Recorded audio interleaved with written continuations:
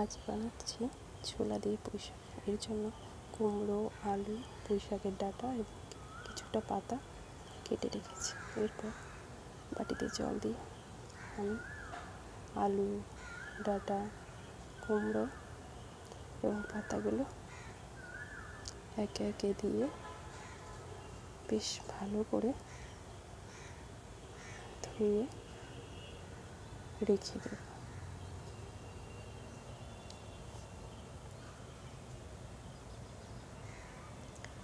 এরপর বাটিতে ভিজিয়ে রাখা ছোলাটা আলাদা করে রেখে দেব। কড়াইটা গরম করে একটু তেল দিয়ে দেব। তেলটা কিছুক্ষণ গরম হতে দেব। তেল গরম হয়ে এলে আমি দিয়ে দেব দুটো তেজপাতা,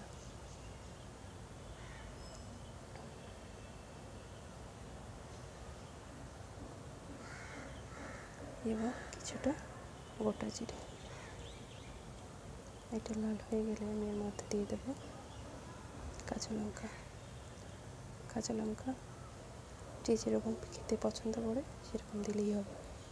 এর কাঁচা লঙ্কাটা দিয়ে বেশ ভালো করে ভাজা হয়ে যাবে, তখন আমি এর মধ্যে একে একে কেটে রাখা কুমড়ো, আলু,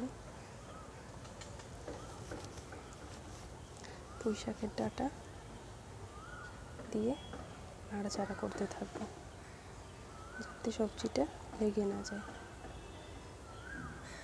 এরপর আমি স্বাদ মতো নুন এবং পরিমাণ মতো হলুদ গুঁড়ো দিয়ে দেব। এবার এটা দিয়ে ভালো করে মেশাতে থাকবো।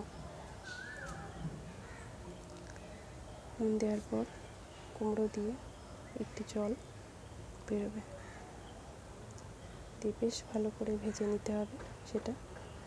এরপর আমি বেশ ভালো করে ভেজে নিয়ে এর মধ্যে দিয়ে দিয়েছি পুঁই শাকের পাতাটা আগে দিলে বেশি ভাজা হয়ে যেত, কিন্তু স্বাদটা থাকতো না। এই জন্য সবজিগুলো আগে ভেজে নিয়ে তারপর পাতা দেওয়া হয়েছে।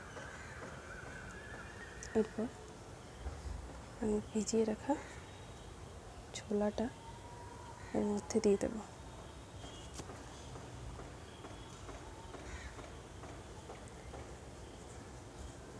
ছোলাটা দিয়ে এবার বেশ কিছুক্ষণ আবারও নাড়াচাড়া করতে হবে সবজিটা।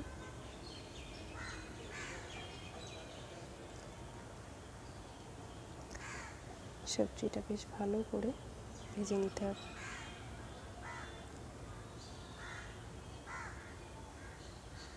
তোমরা দেখে বুঝতেই পারছো যে আমার সবজিটা ভাজা হয়ে এসেছে। এখন আমি এর মধ্যে হাফ গ্লাস মতো জল দিয়ে দেবো সবজিটা ভালো মতো যাতে সেদ্ধ হয় তার জন্য। এবং সবজিটা সেদ্ধ হয়ে এলে আমি আলু, কুমড়োটা একটু গলিয়ে দেব।